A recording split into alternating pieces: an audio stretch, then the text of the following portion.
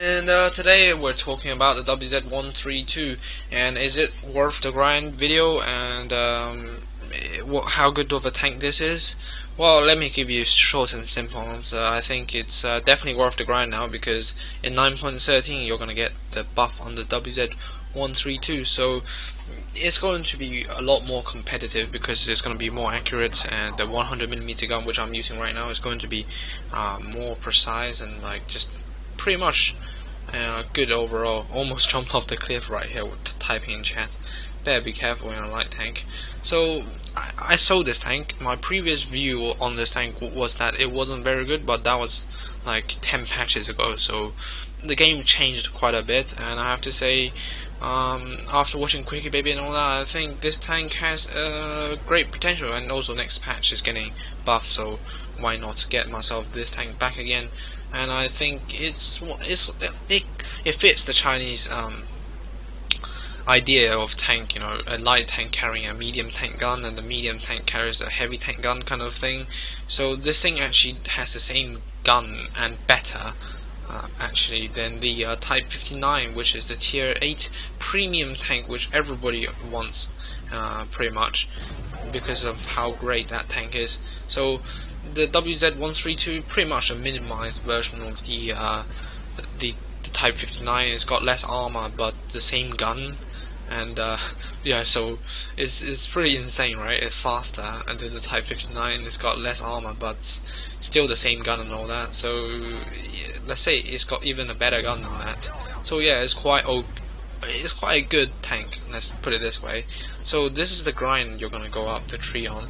So you have to go from initially quite terrible tanks, Chiha, M5A1, Stuart, Type T34. They're all terrible, but the good news is, I just saw that. You see the bounce? It happens quite often in this tank. You do bounce quite a bit from even quite high pen guns you don't expect. Sometimes it bounces off because this tank is a minimized version of the Type 59, so you could still bounce a bit.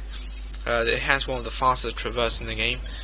So the 5916 Type T34, and pretty much everything before tier 7 is a pile of shit. Now, don't be too sad about that, because number one, they're only the small grinds. They only cost let's say 10k or 15k or 30k to unlock. Nothing major. Once you get to 7, 8, 9, that's when it all matters, because that's when the real big grind happens. And to have bad tanks before the big grind is not really much of a problem, I don't think. Once you get past that initial pain process, you will love the tier 7, 8, 9 and 10. Now the tier 7 is an absolute beast. I actually think tier 4 tier, the 131 is better than the 132, and on the 131 I used the 85mm. I haven't tried the 85mm personally on the WZ-132 because I wanted to get my WZ-120 ASAP, but it seems like I will actually pick it up. And of course the WZ-120, absolute machine. Just check out my review on that. That tank is just what you go for. It's absolutely brilliant. And yeah, this gun, as you can see, you can take the tracks off heavy tanks in one shot, because it has 270 alpha kind of thing, so you can reliably take off people, 250 average damage, so you can reliably take off people's tracks. Unlike some other tanks which you have problems, trying to knock out their tracks.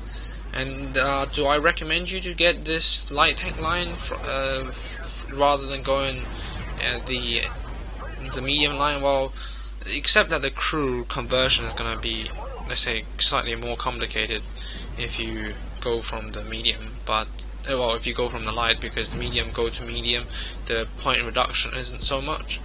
But to be fair, to me the T34-1 I heard is quite good, but the T34-2 sucks.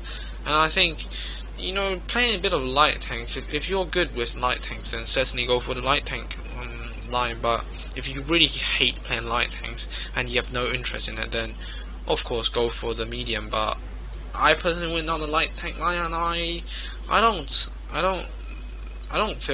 regret about it. I think is brilliant. I think it's absolutely brilliant. So I have this crew and all that kind of things for quite a while. So it's got quite good crew skills, which is quite essential. But I don't have really good equipment because all my equipment are set out to do the mission, which is spotting pretty much. I have to spot the shit out of the enemy team. But on maps like this, it's quite hard to do 7K spotting. So I kind of give up on that.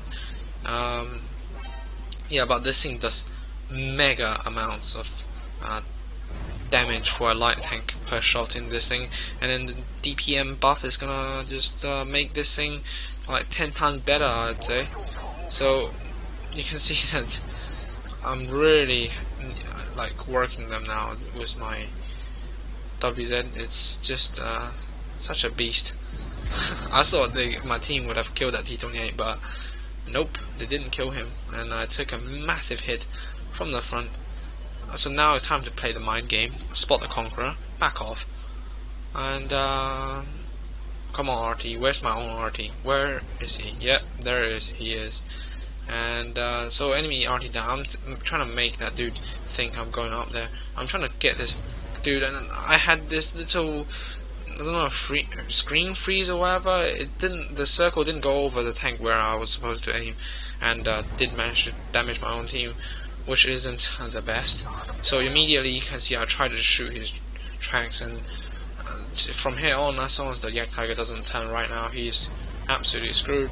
So let's go home on him and track him again, and then I'll get all this assistant damage I want, and keep on tracking him just to make sure everything goes right so I can get most XP I can ever have. So that is a pretty good game, 3000 damage ace tanker, and I certainly recommend you to get this tank. Check out my 1-to-1 review. I certainly recommend you to get the Chinese medium top tier tank from the light tank tree, and hopefully you enjoyed the video. Hopefully you learn how to play like a flipping medium tank in your light tank. So this tank, certainly it can man up to become a fast medium tank if it needs. I think it's better, it's more of a medium than mediums like the T20.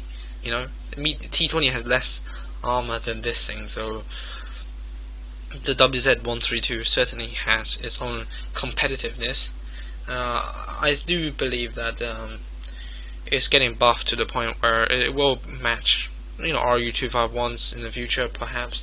Well, it won't be lagging behind those tanks, so it's definitely a fun tank to drive, and hopefully you have learnt and something from this video, and we'll see you next time.